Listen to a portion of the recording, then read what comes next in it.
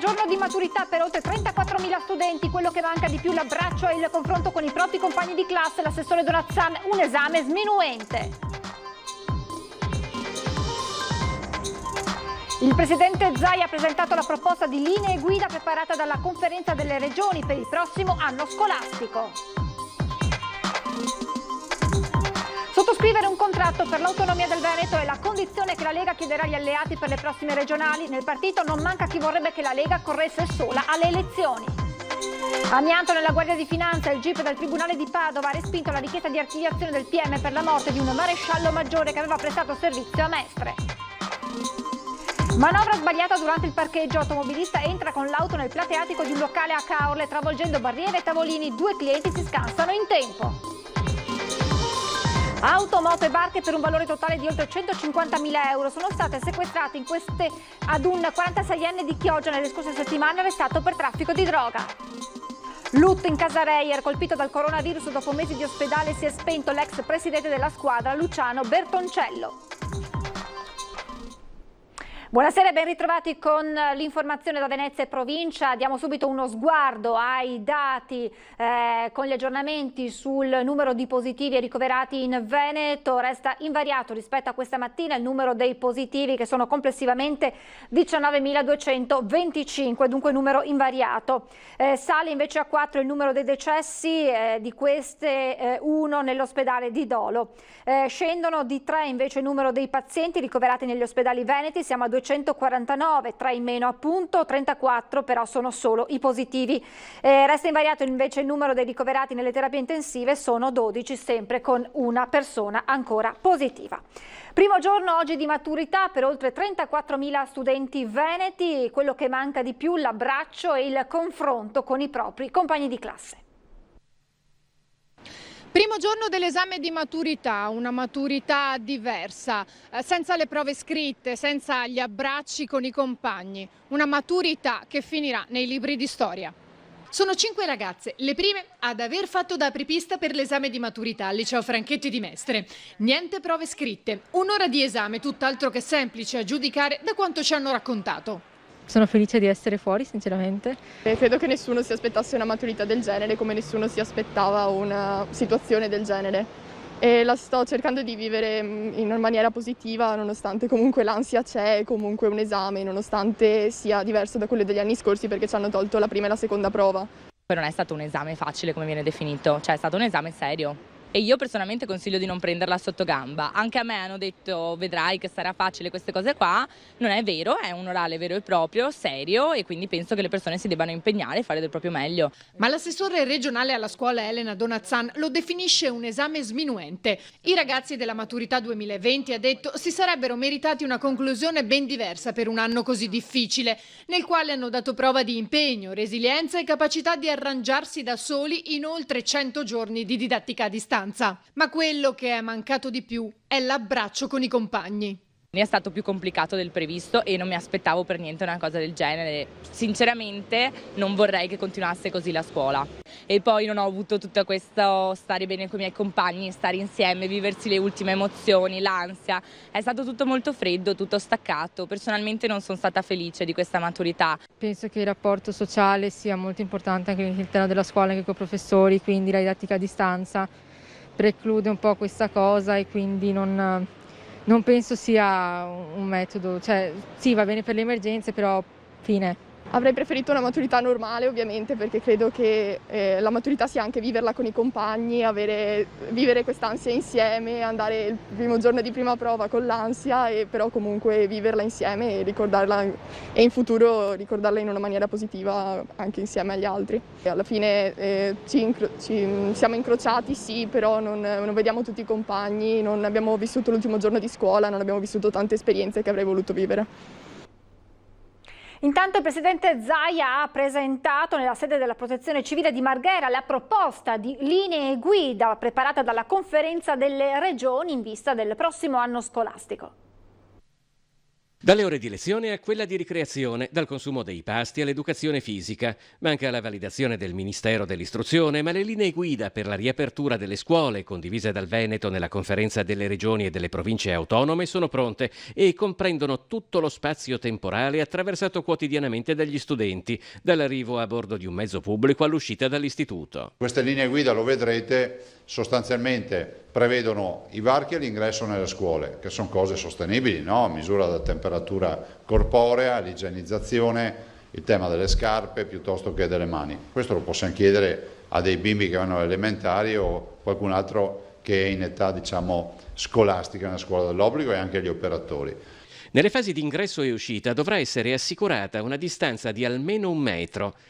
Nelle aule delle scuole materne, elementari e medie 1,80 metri quadrati a studente, mentre alle superiori 1,96. La mascherina non la si porta durante le lezioni, qua avete poi tutte le casistiche, la si indossa solo per uscire, che so, andare al bagno o uscire di classe o per gli spostamenti, dall'aula o per gli spostamenti. Sulla ricreazione c'è l'opzione, per evitare l'assembramento, di farla in loco. Altre linee guida prevedono la pulizia e disinfezione di banchi, cattedre, corrimano, interruttori, maniglie, finestre e servizi igienici, così come nelle mense, dove sarà previsto un menù ad hoc monoporzione. Sottoscrivere un contratto per l'autonomia del Veneto è la condizione che la Lega chiederà agli alleati per le prossime elezioni regionali. Nel partito non manca comunque chi vorrebbe che la Lega corra da sola alle elezioni. Le segreterie faranno i loro ragionamenti a livello nazionale, ci sta, è la politica. Io dico che qui in Veneto, per venire a dire qualcosa o a fare qualcosa col sottoscritto, se non ti sei convertito all'autonomia, la vedo veramente improbabile. Le segreterie nazionali dei partiti faranno le loro valutazioni, ma in Veneto l'autonomia è condizione improrogabile per qualsiasi alleanza alle prossime regionali. Un'affermazione che Zaia ha rafforzato rendendo nota l'esistenza di un contratto per l'autonomia di cui verrà chiesta la sottoscrizione agli alleati. Fratelli d'Italia risponde a stretto giro mettendo in guardia dalle conseguenze nazionali che scatenerebbe la rottura del centrodestra in Veneto. Io direi a Zaia, che è un politico accorto e che sa benissimo che non ha un respiro solamente regionale ma ha anche una prospettiva nazionale, che rompere il centrodestra, a mio modo di vedere, è un errore perché è una formula vincente di cui tutti i cittadini oggi chiedono la conferma. Il dubbio è che nella Lega la tentazione di correre da soli in Veneto sia talmente forte da cercare motivi di rottura con gli alleati, ma Zaia smentisce che il contratto per l'autonomia possa essere terreno di scontro. Quando decideremo di renderlo pubblico capirete che non è infirmabile. Guarda, se io lo mettessi sopra questo tavolo me lo firmate tutti. L'assessore regionale leghista Roberto Marcato ha però sottolineato come proprio Fratelli d'Italia si fondi su una tradizione politica centralista e statalista antitetica alla Lega. Ci confronteremo anche con Marcato, ma non abbiamo il massimo rispetto di Marcato, che tra l'altro ha lavorato bene, ma non abbiamo paura di Marcato. De Carlo va oltre ed esprime di preferire Zaia a Salvini, fino a prospettare per il governatore del Veneto un futuro a livello nazionale. La dicotomia tra i due leader è nuovamente balzata agli onori della cronaca per le polemiche sulle ciliegie mangiate a Verona da Salvini durante la conferenza stampa in cui Zaia parlava dell'allarme causato dalla presenza di un batterio killer nel reparto di neonatologia dell'ospedale di Borgo Trento. I video vengono diffusi, vengono ovviamente commentati, mi fermo lì, però che si dica che lui è insensibile all'argomento, no, perché ne avevo parlato anche prima, questo onor davvero lo devo dire, dopodiché mi fermo qui. Il sistema economico del Veneto questa mattina ha inviato una lettera al governatore Zaia con le priorità per risollevare l'economia regionale, priorità da far arrivare al governo, e il presidente Zaia ha detto: girerò la lettera al Premier Conte.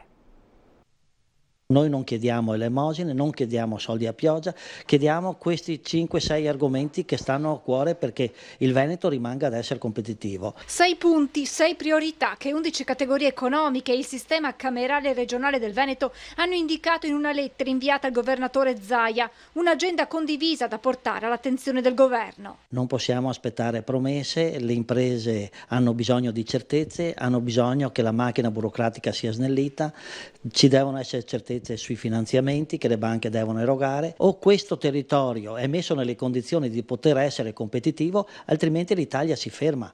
Accesso al credito, infrastrutture, cablatura, burocrazia, promozione, politica estera e risorse sono le priorità per risollevare un'economia in ginocchio.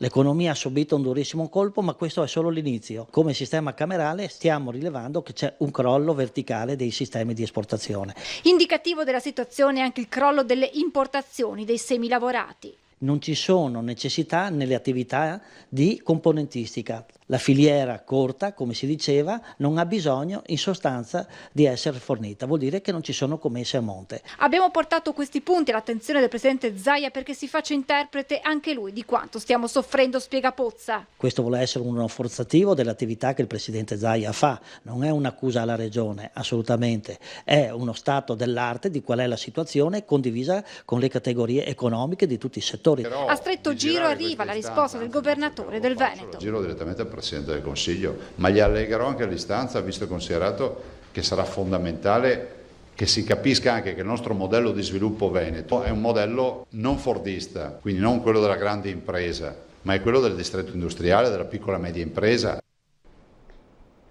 La cronaca sarà reimpiegato a fini sociali il maxi sequestro di beni disposto nei confronti di un 46enne di Chioggia arrestato per droga. 2 automobili, una del valore stimato di circa 45.000 euro, 2 imbarcazioni, una motocicletta e oltre 100.000 euro in titoli e depositi sono stati sequestrati su ordine del Tribunale di Venezia a un indagato di 46 anni per traffico di stupefacenti arrestato a maggio durante un'indagine della Divisione Anticrimine della Questura di Venezia in coordinamento con il Commissariato di Chioggia. Già da tempo la posizione economica dell'arrestato era sotto la lente di ingrandimento degli inquirenti, partendo da un tenore di vita che non risultava giustificabile legittimamente in base al suo reddito. Il risultato dell'indagine è stato quindi sottoposto al vaglio del Tribunale Sezione Misure di Prevenzione, che ha emesso il provvedimento preventivo urgente con il sequestro anticipato a fine di confisca previsto dal Codice Antimafia. I beni potrebbero ora confluire nell'Agenzia Nazionale dei Beni Sequestrati e Confiscati alla Criminalità Organizzata e successivamente essere reimpiegati a fini sociali. Misure patrimoniali come questa possono essere considerate le nuove frontiere della lotta al crimine, considerata la rilevanza dell'aspetto patrimoniale nell'attività criminale. Amianto nella Guardia di Finanza, il GIP del Tribunale di Padova ha respinto la richiesta di archiviazione del PM per la morte di un maresciallo maggiore deceduto per mesotelioma che aveva prestato servizio a Mestre.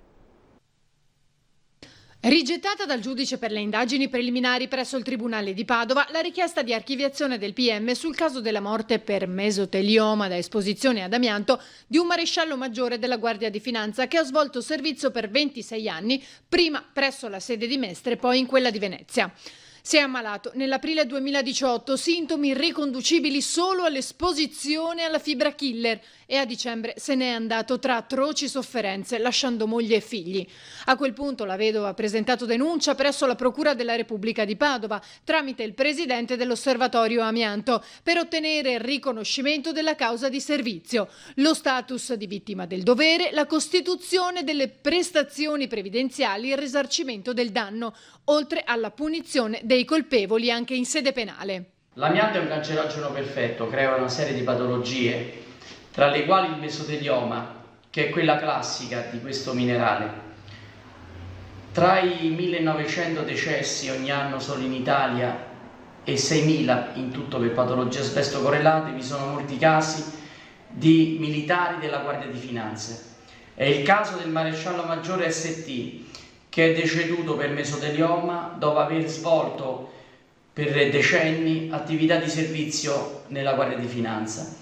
Il servizio nella Guardia di Finanza, comunica Bonanni, specialmente a Mestre e Venezia, come già accertato per un commilitone deceduto dopo un periodo a Chioggia e Venezia, ha comportato specialmente per gli anni antecedenti l'aprile del 93, data di entrata in vigore del divieto di utilizzo di amianto, un'elevata esposizione a polveri e fibre. Riteniamo che si debba dare giustizia a queste vittime ed infatti il giudice delle indagini preliminari ha accolto la nostra opposizione e ha disposto nuove indagini. Speriamo che si riesca a far luce su queste morti d'amianto in un contesto nel quale vediamo criminali come Carminati o mafiosi essere rimessi in libertà per scadenza dei termini oppure per tutelare la loro salute, che certamente è un dato giusto, chiediamo giustizia per le vittime dell'amianto.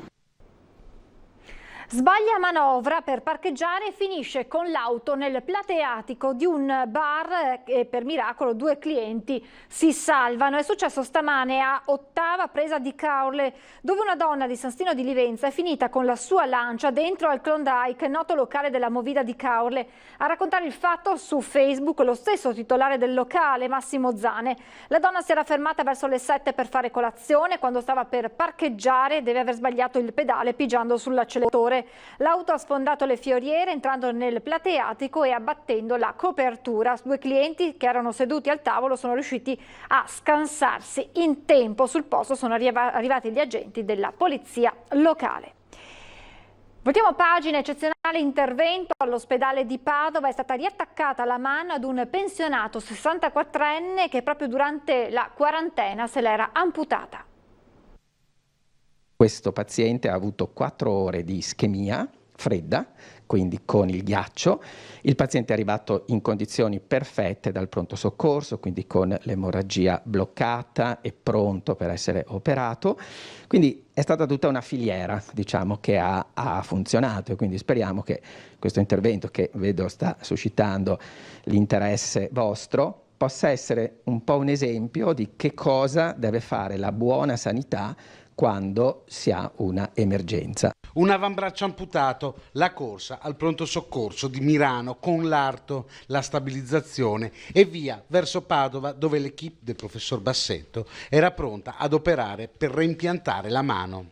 Oggi è stata sciolta finalmente la prognosi dopo 50 giorni. La mano ha ripreso vitalità.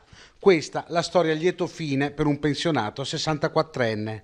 Un successo che viene da lontano, perché la sanità veneta fa sinergia applicando i protocolli di conservazione dell'arto.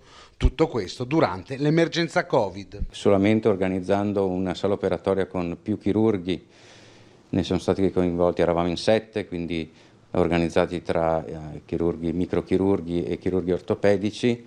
In questo modo si è riusciti, ognuno dedicato esattamente con le proprie competenze, a ridurre i tempi di rivascolarizzazione, che sono l'evento decisivo per la riuscita di questo intervento, di questo rimpianto. La quarantena, che ha tenuto in casa gli italiani, non ha rallentato però gli incidenti domestici. Ce lo conferma il professor Bassetto, che durante il lockdown ha visto il suo reparto rivoluzionato. Fermati gli interventi d'elezione, si è dato spazio alle urgenze. La gente a casa sarebbe comunque incappata in incidenti domestici. E in effetti, analizzando i nostri dati del mese di marzo e aprile dell'anno scorso, confrontati con quelli di quest'anno, abbiamo avuto più traumi, ma traumi, quindi non lo stesso numero, addirittura di più, ma tutti traumi domestici. Un uomo di 82 anni che stava viaggiando sulla linea ferroviaria Venezia-Trieste ha perso di vista il figlio e non è riuscito a scendere con lui alla stazione di San Donà di Piave, rimanendo bloccato a bordo del treno diretto nel capoluogo giuliano. Non vedendo scendere il padre e non potendolo contattare in quanto l'anziano era privo di cellulare, il figlio si è immediatamente rivolto alla polizia. La segnalazione è giunta al centro operativo della Polizia Ferroviaria per il Veneto, che ha attivato le ricerche dell'ultraottantenne contattando il capotreno del convoglio. L'anziano, che era disorientato, è stato rintracciato alla stazione di San Stino di Livenza, dove era sceso una volta resosi conto di essere rimasto solo a bordo del convoglio.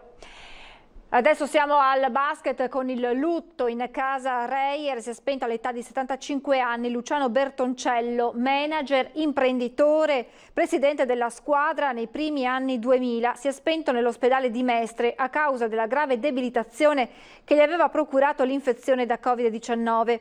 Bertoncello infatti era ricoverato da 4 mesi dopo che aveva manifestato i sintomi tipici del coronavirus ed era risultato positivo al tampone. Grazie alle cure praticate dai sanitari si era poi negativizzato, ma gli strascichi lasciati dalla malattia gli hanno così intaccato l'organismo e lo hanno talmente indebolito che alla fine il suo cuore ha ceduto. Originario di Campo San Polo a Venezia, aveva sposato Marina, da cui aveva avuto un figlio, Alvise, che ieri su Facebook ha postato una foto con scritto "Ciao papà, riposa in pace". In chiusura vi ricordo la nostra rubrica Bimbi in TV. Se volete mandarci brevi video, possibilmente con il cellulare in orizzontale, dei vostri bimbi impegnati in attività, giochi, passatempi, potete farlo inviandoli via WhatsApp al numero 351 1755 340. Li manderemo in onda all'interno dei nostri telegiornali. È davvero tutto per questa edizione, vi lascio le previsioni del tempo, grazie per averci seguito e buon proseguimento di serata.